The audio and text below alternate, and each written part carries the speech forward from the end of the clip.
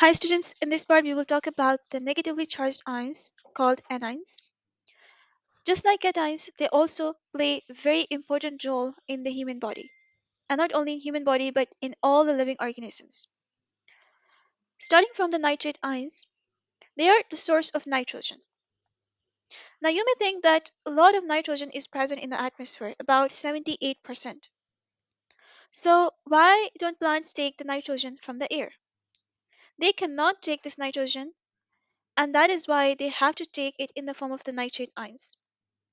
They simply don't have the chemical ability to convert this nitrogen gas or process this nitrogen gas in their chemical reactions. So that's why they take the nitrate ions from the soil. Now, the nitrate ions, they are the source of nitrogen, and this nitrogen is used to make proteins and nucleic acids. You can see here in the proteins, this is the structure of an amino acid, and in this structure, you can see that this is an amino group, and that is made of nitrogen. And all the amino acids, they need nitrogen to exist. Nucleic acids, on the other hand, they are made of nucleotides.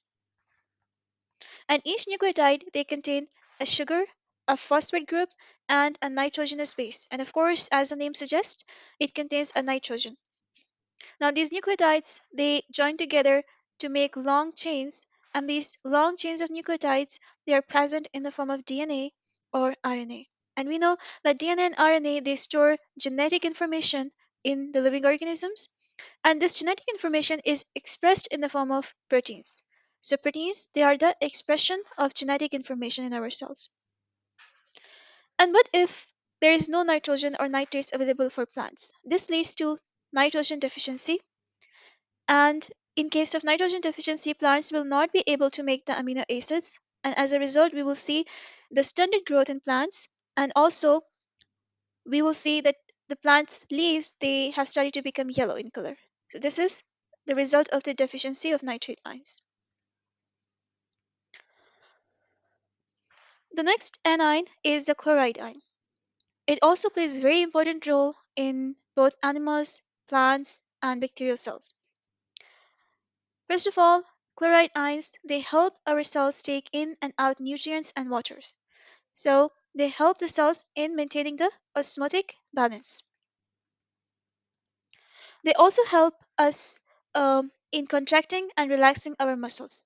So chloride ions, they enter the cells and they interact with the proteins which are present in our muscle cells, and they help them contract. They also help our nerves carry messages between the brain and the body, and in this way we can coordinate our nervous system, it can coordinate with the different body parts, and we are able to process information. Next, it balances our body's fluids and regulates blood pressure. So, of course, osmotic balance, it leads to the balancing of blood pressure and the balance in our body fluids, including tissue fluid, including lymph and blood plasma. Another very important function of chloride is to help our bodies digest food. Yes, it also helps the stomach. So, basically, it maintains the acidic environment in the stomach that helps activate the pepsin enzyme, and in this way it helps us to digest the food. It also helps in the oxygenation in our bodies, because when the carbon dioxide, it has to be released from the tissues, there is formation of carbonic acid there, and this carbonic acid, it splits in the form of hydrogen ions and carbonate ions, bicarbonate ions. Now these hydrogen ions, they are formed, I told you in the previous parts that they increase the acidity. So they help in the decrease of the pH, and the decrease in pH, it leads to an increase in the acidity. And to balance this pH, these chloride ions, they play a very important role. Why? Because chloride ions, they have negative charge, so they balance out the positive charge on the hydrogen, and it helps maintain the pH inside the red blood cells. Another anion of an extreme importance in our body is bicarbonate ion. The most important function of bicarbonate ion is acting as a buffer. Buffer, it is a chemical substance that maintains the pH. And by maintaining the pH, I mean that, for example, if anything or any substance it increases the pH or decreases the pH of a system, buffer balances this pH and brings the pH down to normal again. So this is what buffer does. The next thing that bicarbonate ions they play a very important role is the respiratory regulation. So the bicarbonate ions are the major form by which carbon dioxide is transported in the blood, and then when the bicarbonate ion they reach the respiratory tissues, I mean the lungs, the bicarbonate ions they convert back into the carbon dioxide by an enzyme that is called carbonic anhydrase, and then the carbon dioxide can be released out of our body. Bicarbonate ions they also play a very important role in maintaining the kidney function, digestive functions, and some disease implications.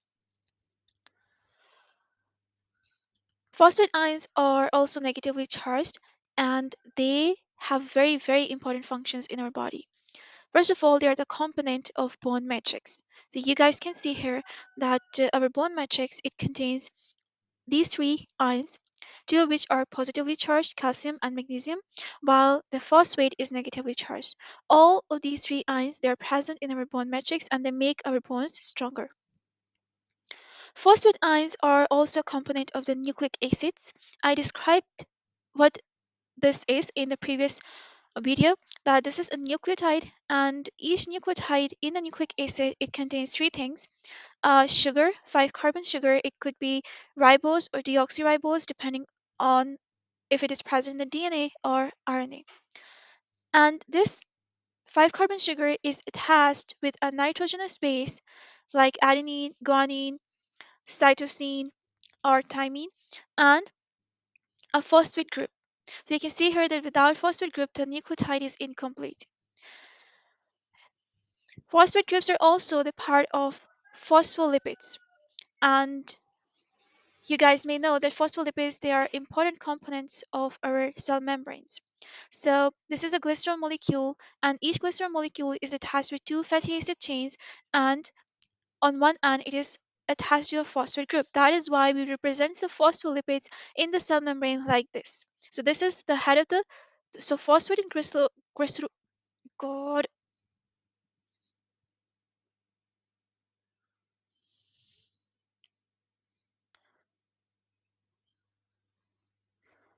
So phosphate and glycerol they make the head of the phospholipids, while the fatty acid chain they make the tail of the phospholipid.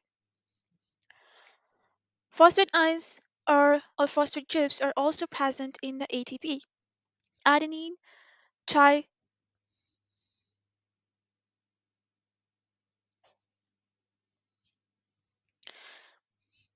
phosphate groups are also present in the ATP, that is adenosine triphosphate. And there is an adenine base attached with the again 5 carbon sugar, and on one end 5 carbon sugar is attached with three phosphate groups. And it is in these phosphate groups, the bond between the phosphate groups, that the energy is stored. So we call these phosphate bonds as a high energy bonds. And when they break, they release energy that is used by the cell for various functions. Phosphate, the attachment of phosphate with various proteins and various enzyme complexes, that is also very important in cell signaling. But when we will talk about that process, I will explain that in detail. Another anion that is of immense importance in our body is hydroxide ion, and it mostly plays its role in the formation of bonds between the monomers of the macromolecules. So whether they are proteins or whether they are lipids or carbohydrates, the monomers in these molecules they are joined together by releasing a hydroxide ion. So you can see this reaction between two amino acid. This is one amino acid molecule and this is the other amino acid molecule. And when the bond is to be formed between these two amino acids, so what happens is that this carboxylic group on the one amino acid, it gives off its hydroxide ion, and the amino group on the other amino acid, it gives off its hydrogen. And as a result, a bond is formed between the carbon and nitrogen directly, because when the hydroxyl leaves the carbon gets single, and when hydrogen leaves nitrogen, gets single, and because they both get single, so they make bond with each other, and that is called the peptide bond. And this whole molecule that is formed now is a dipeptide. We will talk more about it in the chapter or in the course where we will study about the macromolecules. And you can see here that the hydroxyl ions and the hydrogen that was released by these two amino acids, they reacted together to form a water molecule. And this whole reaction is known as condensation reaction. Well, condensation reaction also is also involved in the formation of lipids and carbohydrates, and also this is the same reaction that is involved in the formation of nucleotides or polynucleotides.